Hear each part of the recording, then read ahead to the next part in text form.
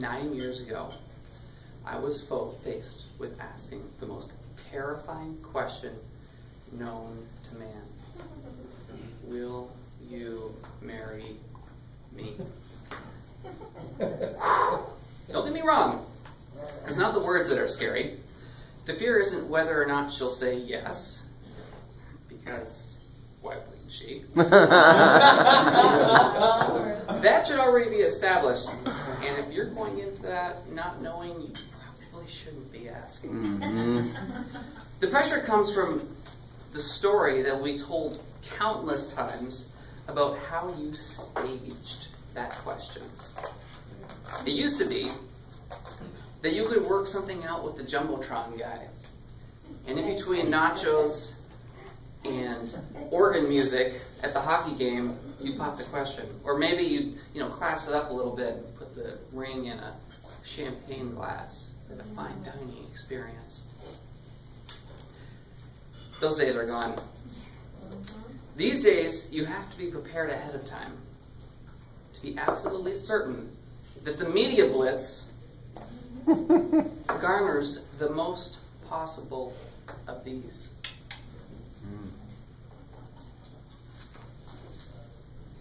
The man's mission is to create a memory so perfect that his fiancée doesn't feel she needs to expand upon the story, even though she will anyways.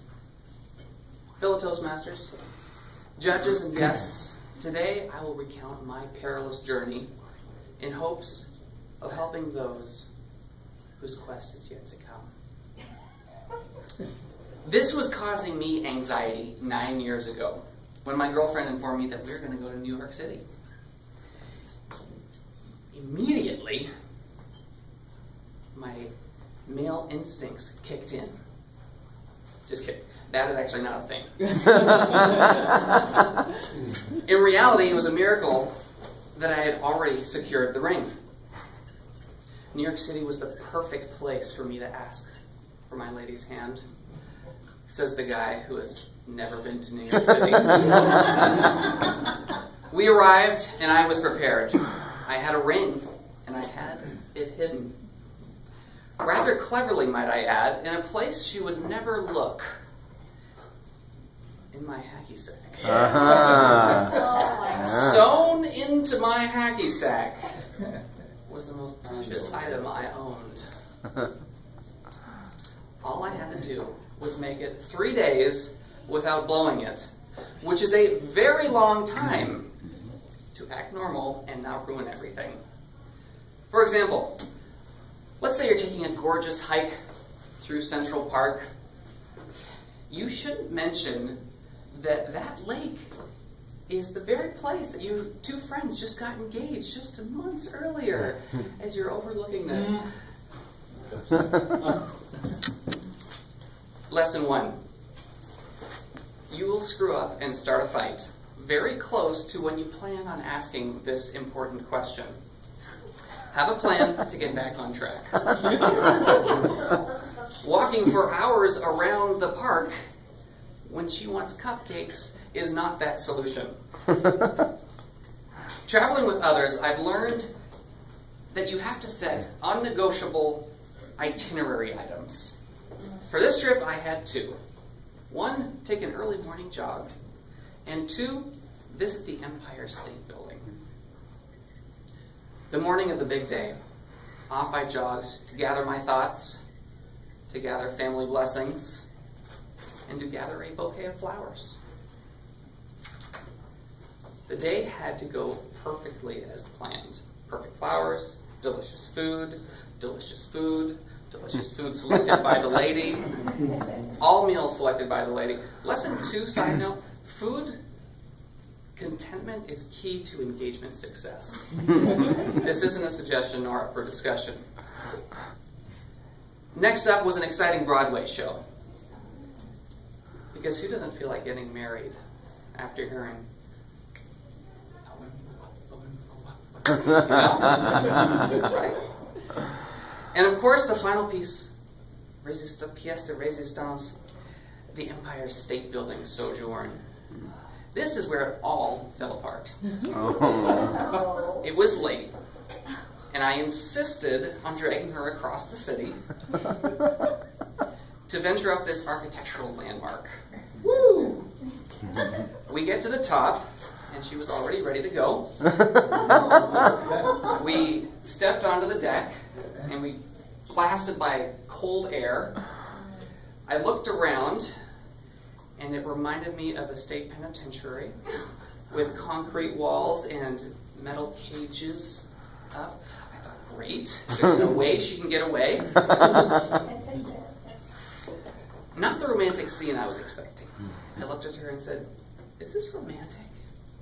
No, let's go. Really? Okay, let's go.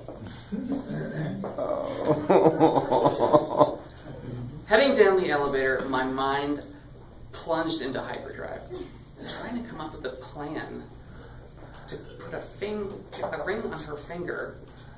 I had told too many people to return unfianced, and I really didn't have many options, as New York City was not my abode. As we headed back to our place, I was grateful for the New York City metro system and how confusing it was, because there was no way she had a clue where we were going or where I was taking her, because she thought we were going home. We popped up in Central Park. Oh, hey, look at that. We should take a carriage ride. Okay. Let me go find out how much they cost.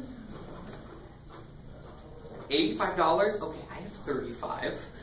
How far can $35 take me? I'm trying to get engaged. Can you help a guy out? An irritated shrug later from the carriage driver, not my girlfriend. We were on the ride.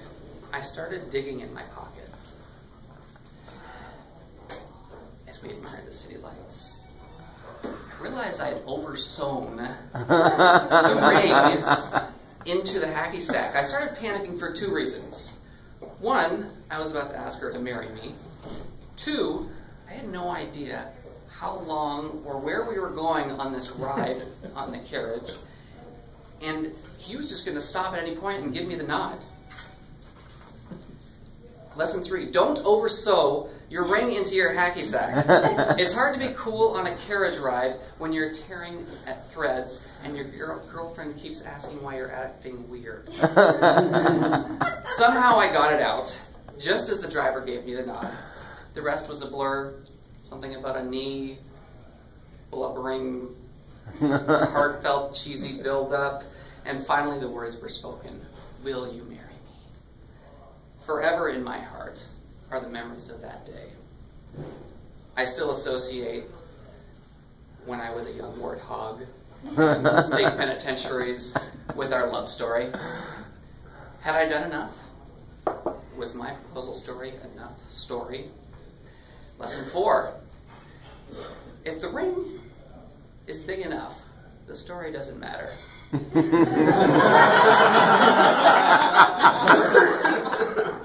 a darn good thing I have this story to tell.